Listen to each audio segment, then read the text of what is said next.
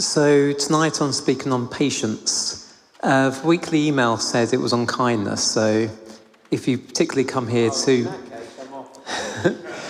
So if you want to hear a sermon on kindness, you've got to wait a week or so and be patient. So tonight's reading is Galatians 5, 22 to 23. If Toby, you could bring it up on the screen. Now, it's a really short passage, so rather than just read it and then go straight into the sermon, I thought we'd have a mini lectio divina, a kind of meditating on scripture. So what I'm going to do is I'm going to read the passage 4 times with maybe about 20 to 30 seconds in between. So when I read the passage, just let the words wash over you. And in between, in the silence, just meditate. Think about anything which stood out to you, or just listen to what God might be saying. But the fruit of the Spirit is love, joy, peace, patience, kindness, goodness, faithfulness, gentleness, and self-control. Against such things there is no law.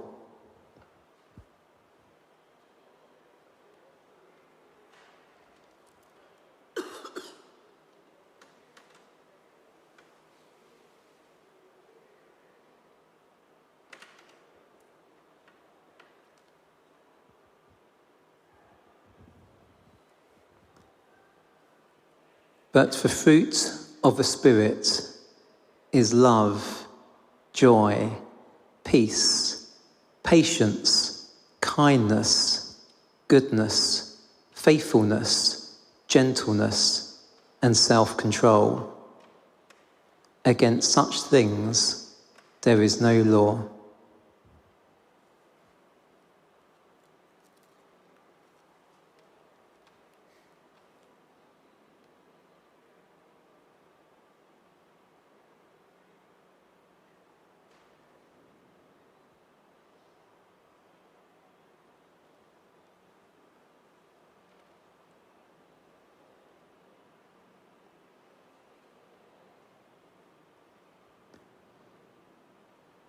But the fruit of the Spirit is love, joy, peace, patience, kindness, goodness, faithfulness, gentleness, and self-control. Against such things there is no law.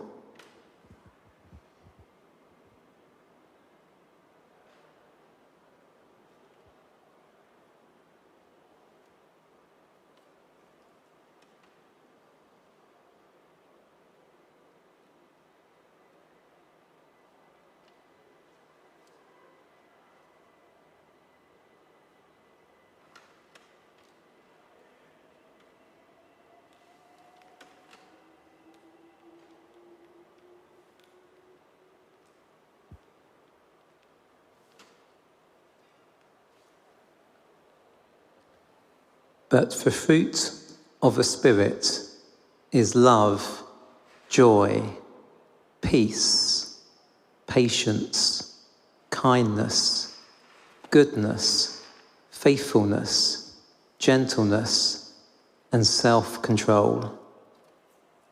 Against such things there is no law.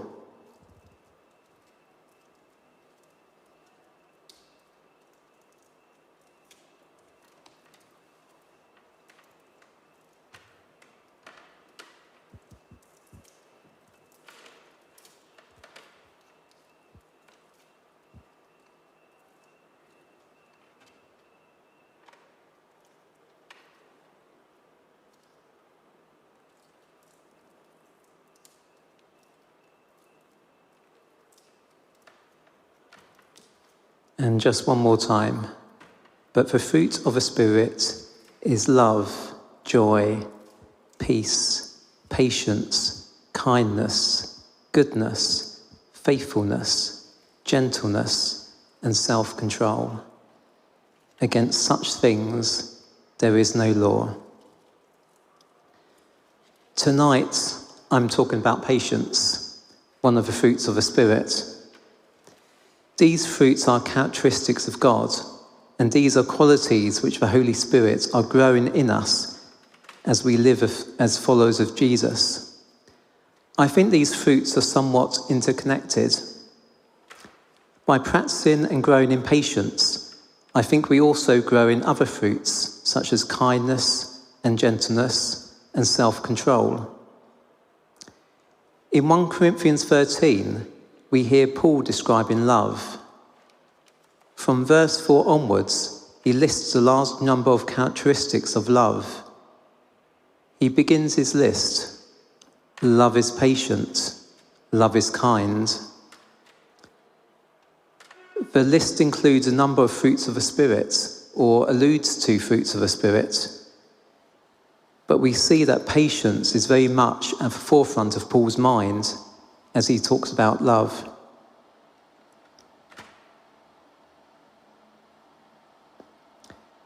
For the fruits of the Spirit to grow in you, this requires spending time with God. John 15:4 says, "Remain in me, as I also remain in you." No branch can bear fruit by itself. It must remain in the vine.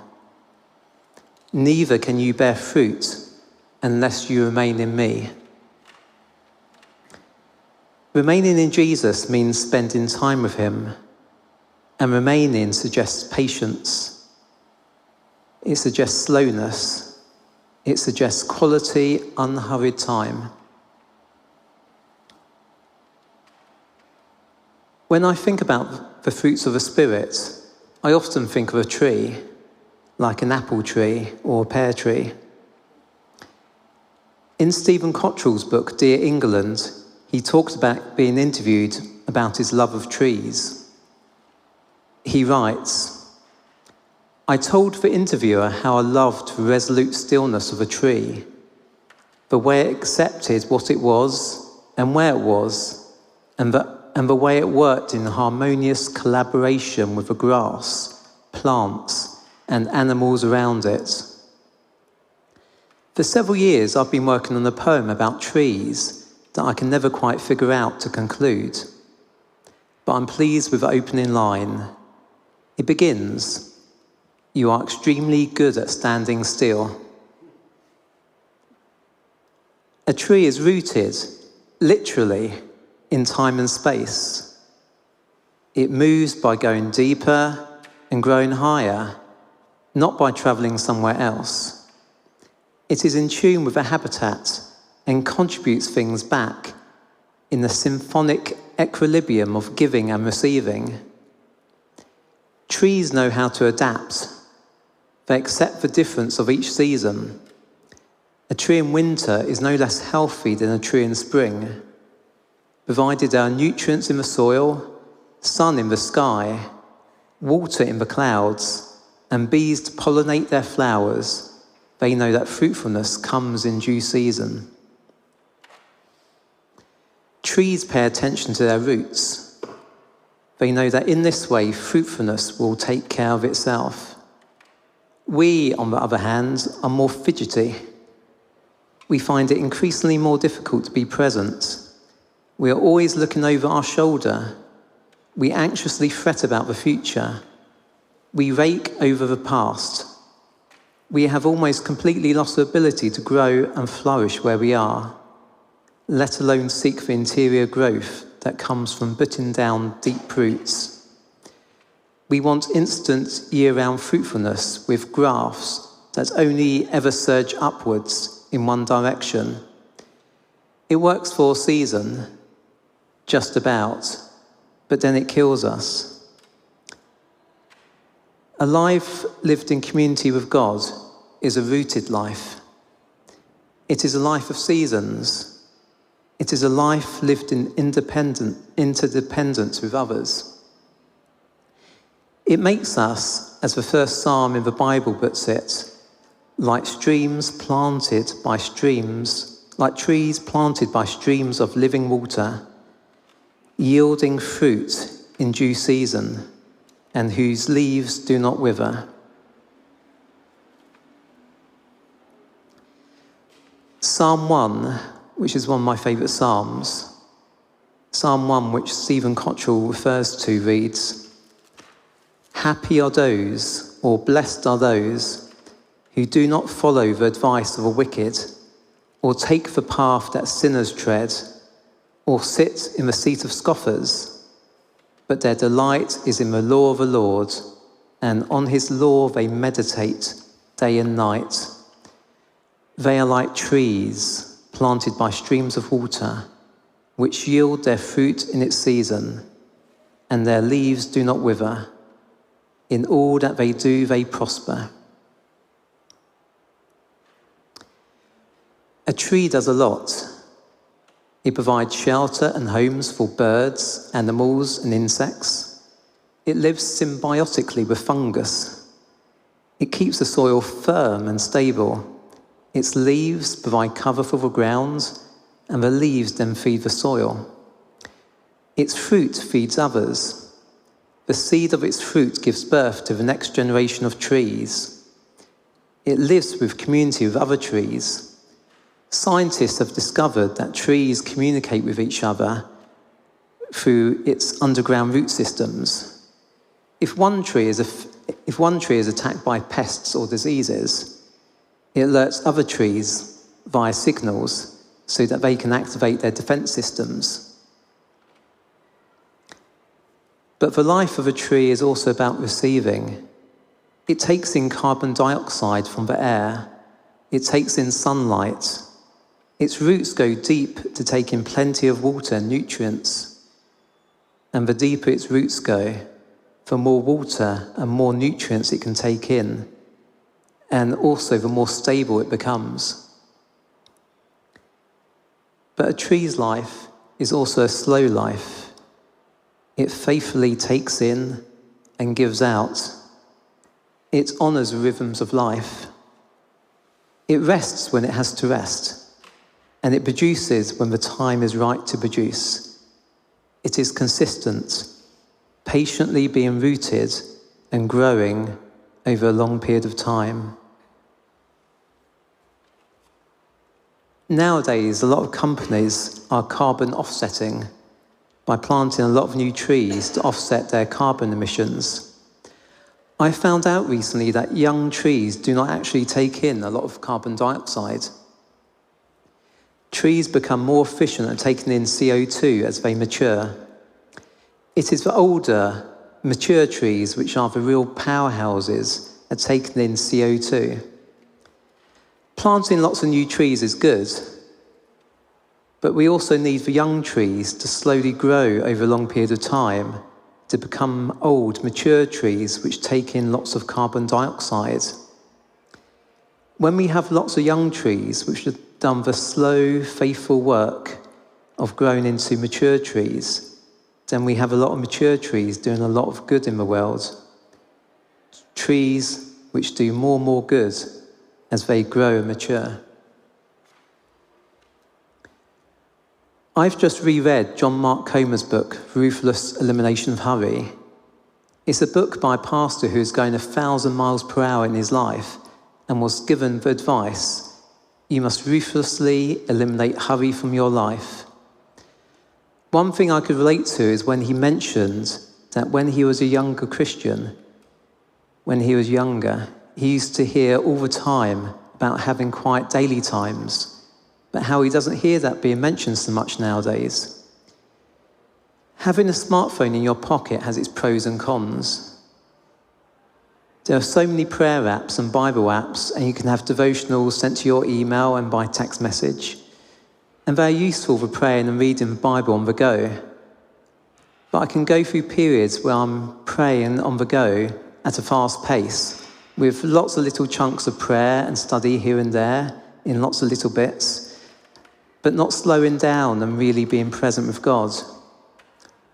It's the times when I intentionally carve out time with God, slow, unhurried time with no distractions, just focusing on God, that I really connect with God. And often this time with God spills out into the day ahead. In his book, 3 Mile an Hour God, Japanese theologian Kozuki Koyama wrote, "God walks slowly because he is love. If he is not love, he would have gone much faster. Love has its speed. It is an inner speed. It is a spiritual speed. It is a different kind of speed from the theological speed to which we are accustomed. It is slow, yet it is Lord over all other speeds, since it is the speed of love."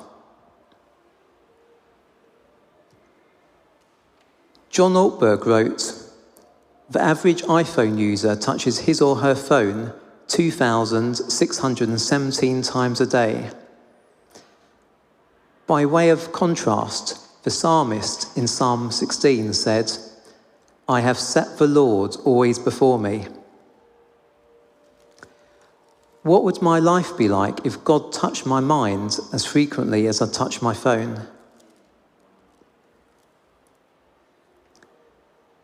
Previous generations of Christian writers have written about the problems of distraction, even many years before the invention of a smartphone.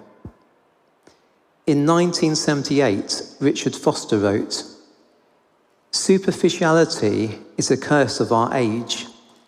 The desperate need today is not for a greater number of intelligent people or gifted people, but for deep people."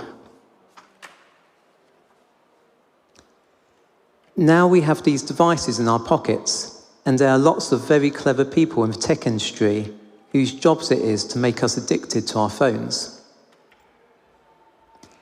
This means that we have to be aware of how we spend our time and to develop practices to make sure that we slow down and engage with God. Unlike trees, we can move and we can choose where we plant ourselves.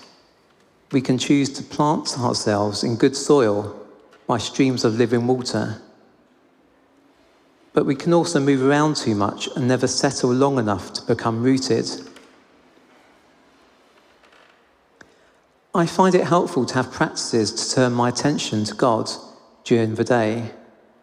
At times during the day, to take a deep breath and to say a centering phrase. A centering phrase such as, "In you I live," or "In you I delight," just to bring myself back to God. Or when I'm walking, to become aware of my footsteps as I walk, and to say a phrase as I walk such as, "I walk in your love." I love to spend dedicated times of quiet where I put away my phone and focus on God, to pray and read my Bible and to spend time with him in silence. I find these times refresh my soul. One practice I use is centering prayer, and I thought we'd spend the last 5 minutes in a short period of centering prayer. So I'm going to put a time on my phone. And if you've never used centering prayer before, it's basically silent prayer. Just sit in silence, but engage with God. So you choose a word, so it can be Jesus or Father or peace. And you sit in silence before God. And if you find your mind wanders, if you start thinking about the England match later on, or you lose yourself in your thoughts, just say, Father, and bring yourself back to centre with God. So, ready?